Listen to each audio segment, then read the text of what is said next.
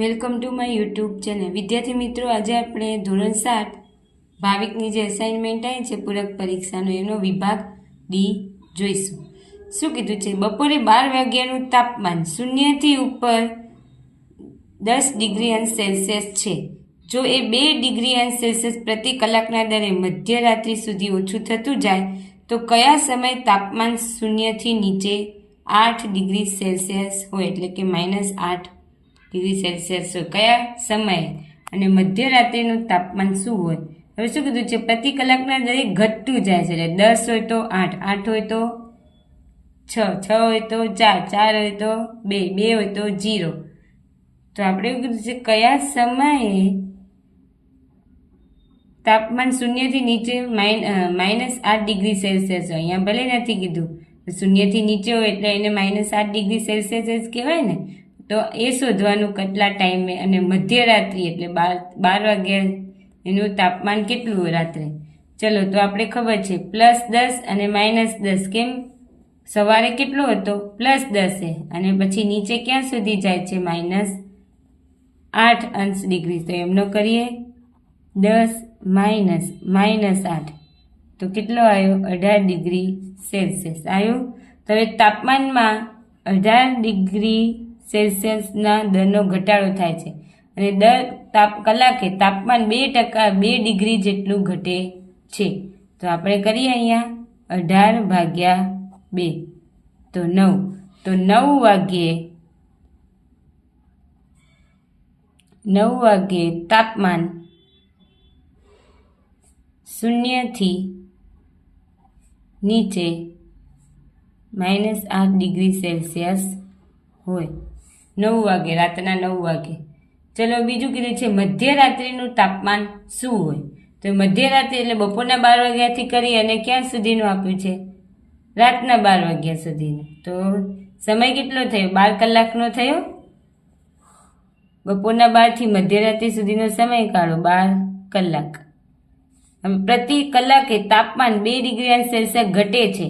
તો 12 × 2 એટલે કેટલો આવશે? 24 ડિગ્રી સેલ્સિયસ. તો મધ્યરાત્રિનું તાપમાન શોધવાનું છે. તો શું કીધું છે? 0થી ઉપર 10 ડિગ્રી સેલ્સિયસ છે અને -24 ડિગ્રી સેલ્સિયસ.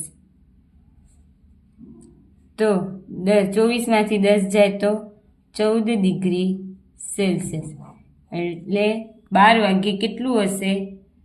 -14 ડિગ્રી સેલ્સિયસ હશે. જો 9 વાગે કેટલું હતું? 8. પછી 10 વાગે 10, 11 વાગે 12 અને 12 વાગે 14 ડિગ્રી સેલ્સિયસ થશે. આમ બી તમે વિચારો આવી રીતે તો બી 14 ડિગ્રી સેલ્સિયસ થશે. ચલો, હવે કીધું છે એક લિફ્ટ 6 મીટર પ્રતિ મિનિટના દરે ખાણમાં ઉતરે છે. લિફ્ટ છે એ નીચે ઉતરે છે.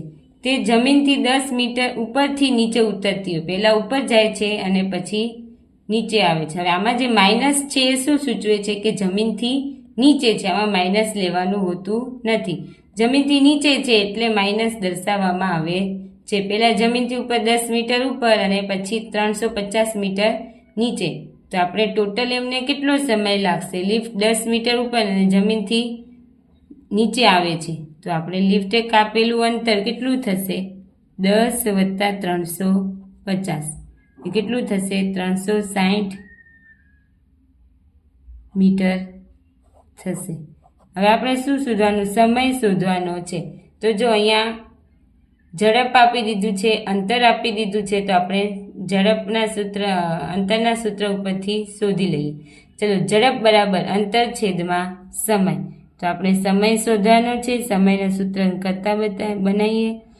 અંતર એમનું એમ અને ઝડપ છેદમાં. ઝડપ કેટલી આપી દીધું? 6 મીટર પ્રતિ મિનિટના દરે.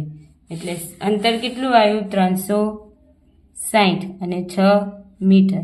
6 × 36 એટલે કે 60 મિનિટ એટલે 1 કલાક જેવું લાગશે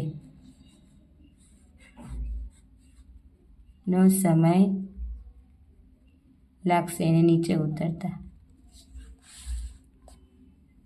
ચલો, હવે કીધું છે એક ક્લાસમાં ટેસ્ટનો સાચો જવાબ આપતા 4 ગુણ મળે છે અને ખોટો જવાબ આપતા તમને -1 ગુણ મળે છે. તો રાજેશ બધા જ પ્રશ્નોના જવાબ આપે છે અને તેને કુલ 20 ગુણ મળે. જો તેને 4 પ્રશ્નોના જવાબ ખોટા આપ્યા હોય તો તેણે કેટલા પ્રશ્નોના જવાબ સાચા આપ્યા હશે? પહેલાં તો આપણે ખોટા જવાબના માર્ક્સ શોધી લઈએ. તો શું છે? ખોટા પ્રશ્નનો કેટલા માર્ક્સ છે? -1 ગુણ છે અને રાજેશે 4 પ્રશ્નોના જવાબ ખોટા આપ્યા છે. તો આપણે શોધીએ 4 ગુણ્યા -1 એટલે -4 એમના શું થશે? માર્ક્સ કપાશે. હવે શું કીધું છે અહીંયા? રાજેશના ટોટલ ગુણ કેટલા છે? 20 છે. 20 છે ને? અને હવે એમાંથી કેટલા કપાય છે? -4. તો આપણે એટલા બાદ કરવા પડશે. -4 એટલે કેટલા આવશે? રાજેશના કુલ ગુણ કેટલા થશે? માઇનસ પ્લસ થઈ જાય ને, એટલે 20 + 4 એટલે 24. કુલ ગુણ કેટલા હશે? 24 હશે. છે.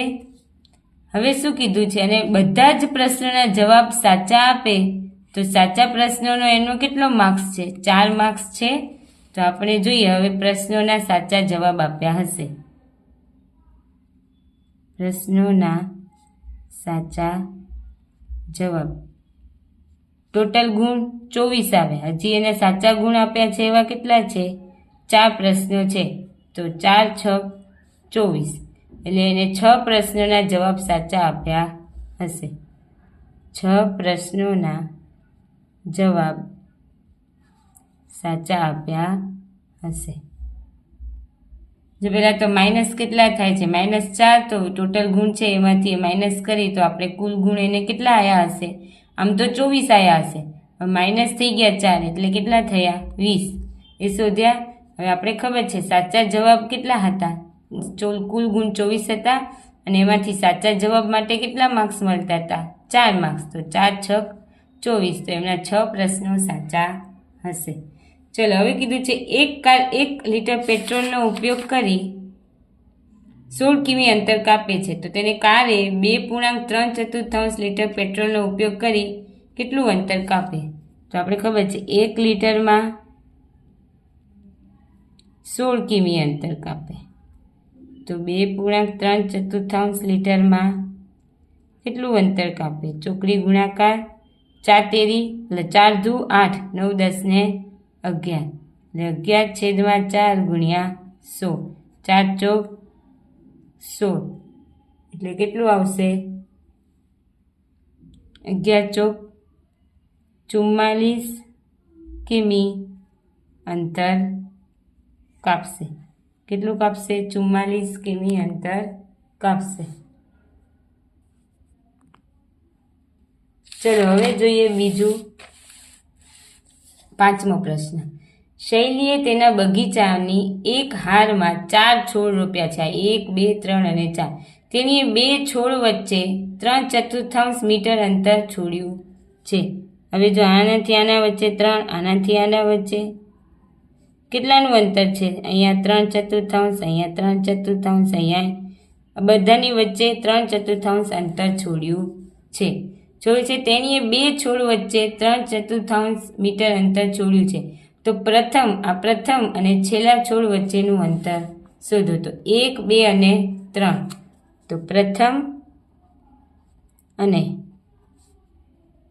છેલ્લા છોડ વચ્ચેનું અંતર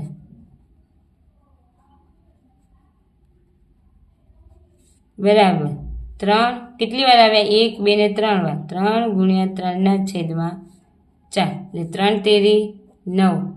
તો આવશે 9/4 મીટર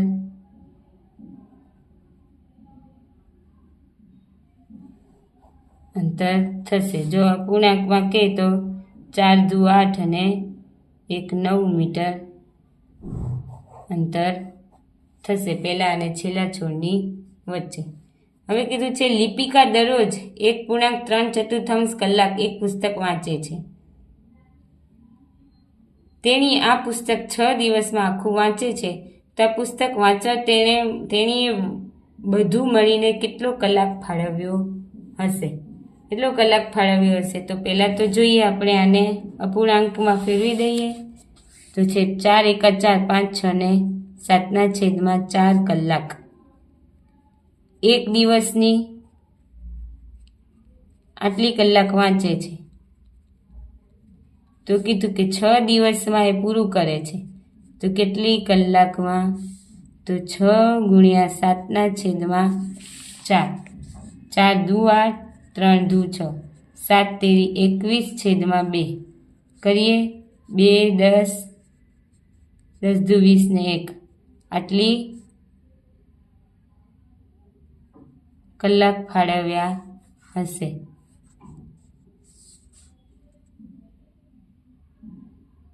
10.1/2 કલાક ફાળવ્યા હશે.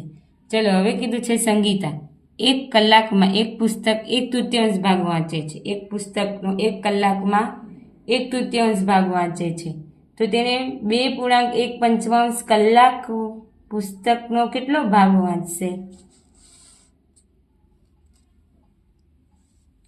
લખીએ 1 કલાકમાં 1/3 ભાગ વાંચે, તો અહીંયા છે 2.1 કલાકમાં કેટલો ભાગ વાંચશે? 1/3 ગુણ્યા 5 દુ 10, 10 ને 1 11/5, 11 એકા 11 અને 5 તેરી 15, એટલે 11/5 જેટલો ભાગ વાંચશે.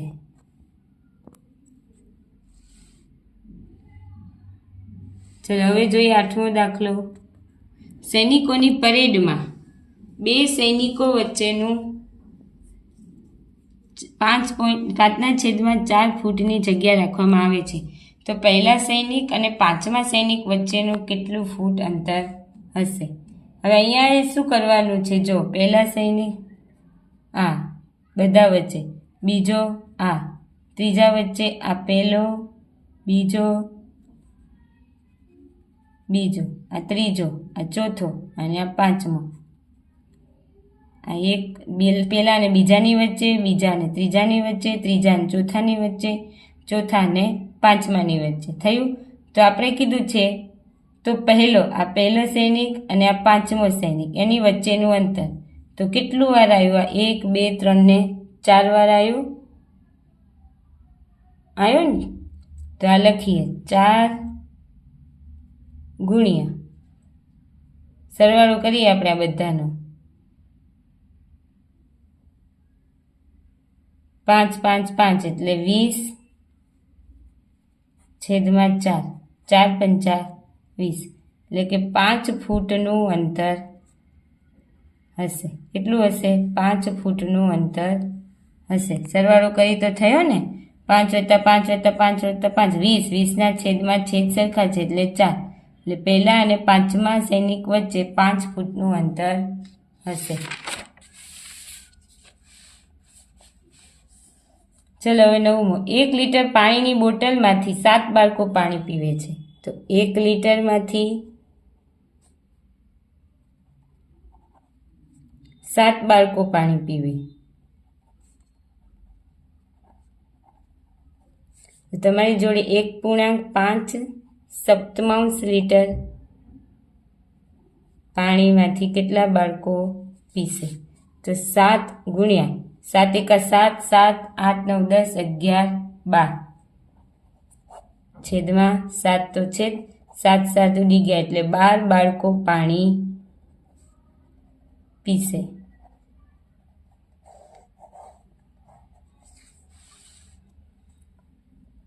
એક લંબચોરસ ખેતરની લંબાઈ કેટલી કીધી છે? 335.5 મીટર અને પહોળાઈ 200 મીટર હોય તો ખેતરનું ક્ષેત્રફળ. હવે લંબચોરસનું ક્ષેત્રફળ ખબર હોવી જોઈએ. લંબચોરસનું ક્ષેત્રફળ બરાબર લંબાઈ ગુણ્યા પહોળાઈ. લંબાઈ 335.5 ગુણ્યા 200. હવે જો પોઈન્ટ કાઢી દઈએ, ગુણ્યા 200 છેદમાં 10. તો 2 વડે આ 0 છે એમને મૂકી દઈએ અહીંયા. 5 દુ 10 વધી 1, 5 દુ 10 ને 1 11 વધી 1, 2 તેરી 6 ને 1 7 અને 2 તેરી 6, તો 4 મીટર. 66,104 ચોરસ મીટર આવે. ચલો હવે જોઈએ દાખલા નંબર 11. શું કીધું છે? એક ક્રિકેટ 8 દાવમાં આ મુજબના રન બનાવ્યા હોય તો એમની સરાસરી શોધો.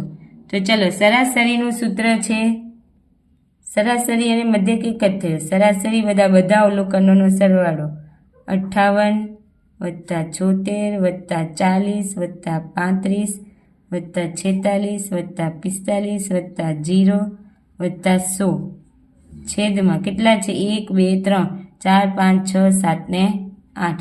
સરાસરી એટલે બધા અવલોકનોનો સરવાળો છેદમાં કુલ અવલોકન.